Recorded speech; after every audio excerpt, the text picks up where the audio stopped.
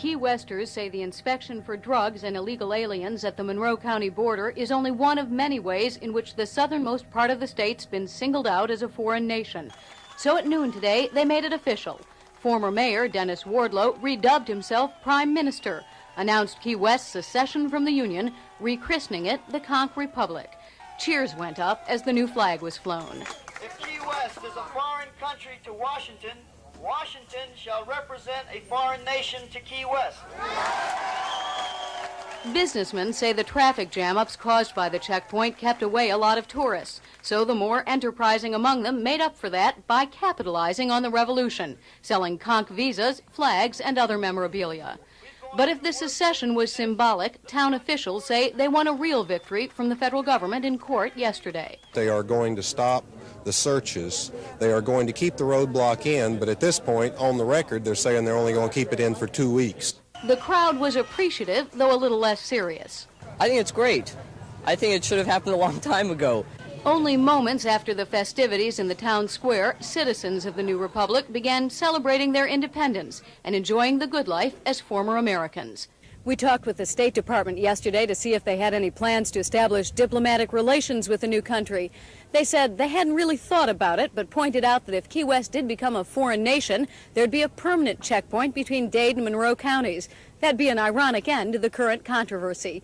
Mary Nissenson, Channel 4 News from the newly founded Conch Republic.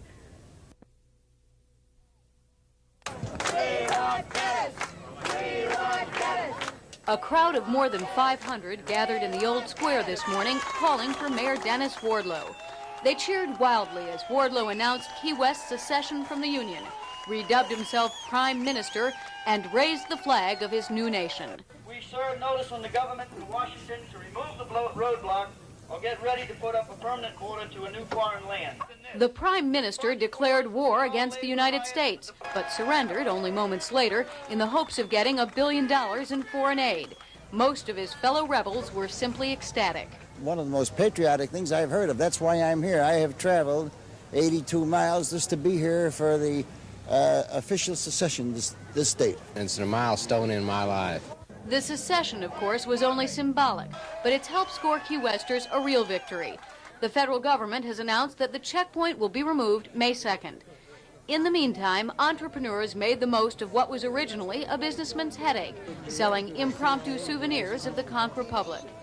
Among those souvenirs, stickers facetiously labeled temporary visas to facilitate travel into Dade County. And the rebels took a moment to celebrate that there won't be any checkpoint to use those visas at in the near future. Mary Nissenson, Channel 4 News from the newly founded Conch Republic.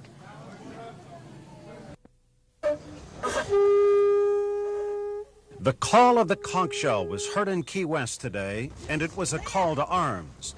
The Conch Republic, which seceded from the rest of the country 2 years ago, today declared war on the United States. The reason, a two-masted American coasting schooner called the Western Union. It was the last working schooner built in the United States, and it has an awful lot of meaning, to the citizens of this island, and to see it leave would be really horrible. Blum and a group of Key West businessmen formed a non-profit corporation a year ago to keep the ship afloat. But they can't pay off a $350,000 loan from the Federal Small Business Administration. As of last week, we were notified by the Small Business Administration office that we were going to be placed on a liquidation list. The only answer, declare war, Conch Republic style.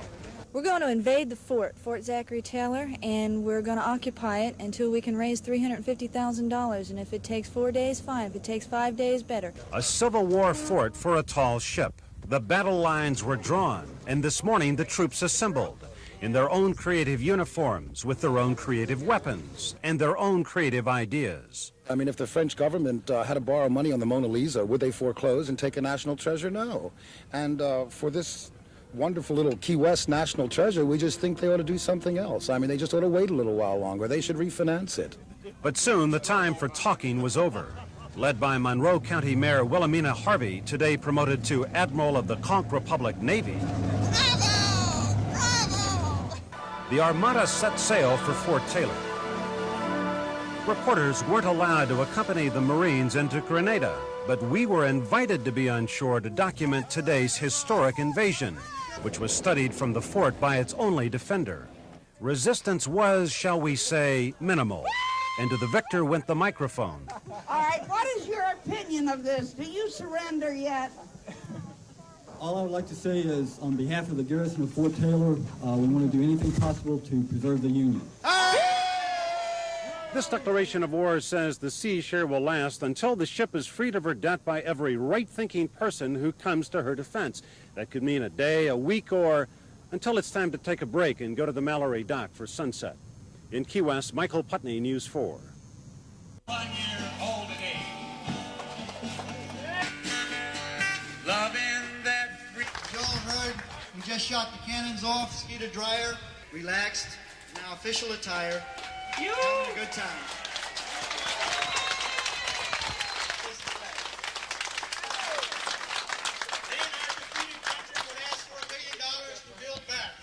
Public are still available, and there are many ambassadors and ambassadoresses made so by His Honor the Prime Minister, who are at large all over the country and are ready to defend their.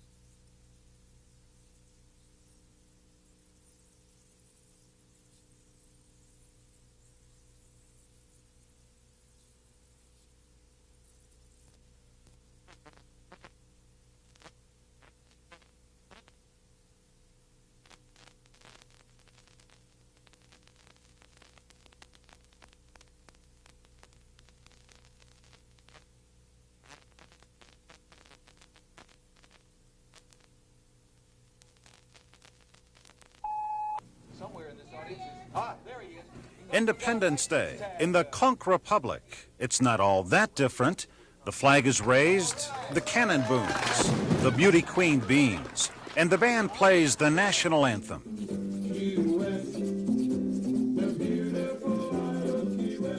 And after the music, politicians make patriotic speeches. We proclaimed ourselves as a free nation, as separate from the United States of America. If they were going to put a roadblock up and cut us off from the rest of the United States, we wanted foreign aid. In addition to Conch Republic history, there was personal history from a genuine Conch. My great-grandfather was extremely rich. Of course, he was a pirate. They're still there, which is one of the charms of Key West, and why thousands turned out today to celebrate the 3rd anniversary of the Conch Republic. Well, I think one of the great accomplishments was letting the higher powers know that they weren't going to tolerate being oppressed. And I think that's how it all began. What do you think some of the great accomplishments of the Conch Republic have been? Breezes. Good breezes. Yeah, right. So much for the serious side. Independence Day in the Conch Republic is for fun, including a bed race down Duval Street. This entry experienced a few mechanical problems, like the wheels falling off, but others said it was an unforgettable experience. It was rugged. Harder for you than it was for your steeds. No, I think my horses had the rougher time. Life, liberty, and the pursuit of the perfect pina colada are the whole idea here. They call it the Conch Republic, but it's really a state of mind. I think I'm getting there. In Key West, Michael Putney, News 4.